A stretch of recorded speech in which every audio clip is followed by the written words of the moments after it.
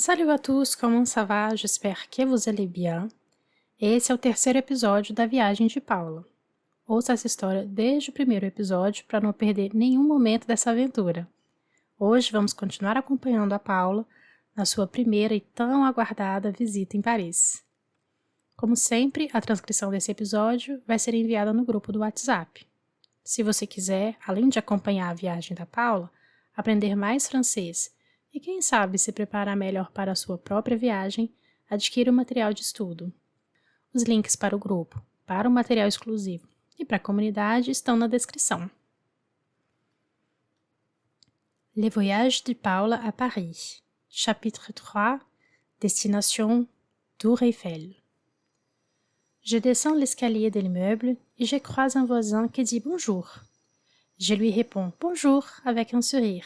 C'est simple, mais je suis contente d'utiliser mon français. La rue est déjà animée. Je vois une boulangerie, un café, une petite épicerie. L'air sent les pains chauds et la pluie du matin. J'ai faim. Je décide de m'arrêter pour un petit déjeuner. À la terrasse d'un café, je commande un café crème et un croissant. Le croissant est doré et croustillant. Le café est fort et parfumé. Je prends mon temps et j'observe les passants. Un monsieur marche avec une baguette sous les bras. Des enfants roulent en trottinette. Une dame balade son chien. Un groupe de jeunes bavardent gaiement dans une table à côté. Un peu loin, les bruits des travaux publics. Je paye l'addition et je pars. Je regarde dans mon téléphone où est la station de métro la plus proche. C'est à 5 minutes à pied. La bouche de métro est une structure métallique en verre et style Art Nouveau, mais quelle beauté! Je prends la ligne 2. À la station Arc de Triomphe, je change pour la ligne 6 et je descends à la station Trocadéro. Je monte dans l'esplanade et je vois la tour d'Eiffel devant moi. C'est incroyable. Elle est immense, beaucoup plus grande que sur les photos. Le métal brille sur le soleil du matin et les nuages bougent doucement derrière. Il y a beaucoup de gens, évidemment. Tout le monde veut prendre une belle photo.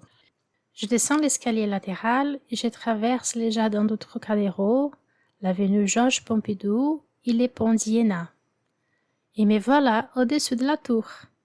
Je vais monter au sommet de la tour, mais il n'y a plus de billets. Mince, je n'ai pas pensé à l'acheter à l'avance. Je marche jusqu'au Champ de Mars, les grands parcs devant la tour.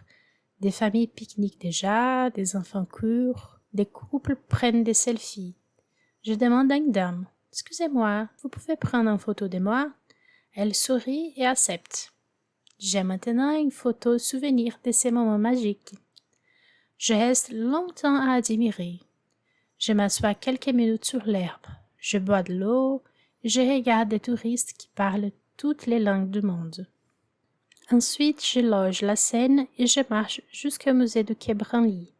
Le bâtiment est moderne, entouré de jardins verts et des plantes hautes. À l'intérieur, je découvre des expositions sur les cultures d'Afrique, d'Asie et d'Amérique. Les objets sont très beaux. Des masques, des instruments de musique, des tissus colorés. J'écoute aussi un audio-guide en français. Je comprends quelques mots, pas tout, mais c'est une bonne expérience. Quand je sors du musée, le soleil commence déjà à descendre. Le ciel devient rose et orange. La lumière est douce. Je me sens fatiguée, mais très heureuse de ma journée. Je décide de rentrer à mon appartement, mais soudain, mon téléphone s'éteint. Plus de batterie. Comment trouver mes stations de métro sans Google Maps? Je marche quelques minutes, je regarde autour de moi, mais je ne vois pas de panneaux clairs. Alors je m'approche d'une passante et je demande timidement, « Excusez-moi, madame, vous pouvez m'indiquer la station de métro la plus proche? » La dame me montre la direction avec sa main et me dit, « Tout droit, puis à gauche, après le café. C'est la station. » Je la remercie. « Merci beaucoup, bonne soirée. » Je marche, traverse une petite place, Je vois un kiosque à journaux et enfin l'entrée du métro école militaire. Je regarde les plans de métro à l'entrée. Je dois prendre la ligne 8 et puis la ligne 12 correspondance à Madeleine. Quand j'arrive chez moi, je monte les escaliers, je dépose mon sac et je tombe sur le canapé. Je suis très fatiguée, mes jambes me font un peu mal, mais je suis tellement heureuse de ma première journée à Paris. Pour demain, j'ai réservé un tour spécial. Je vais marcher beaucoup pour admirer à la fois des œuvres d'art, d'histoire et d'architecture à Paris. Je vais absolument visiter celui qui apparaît dans les films Inception.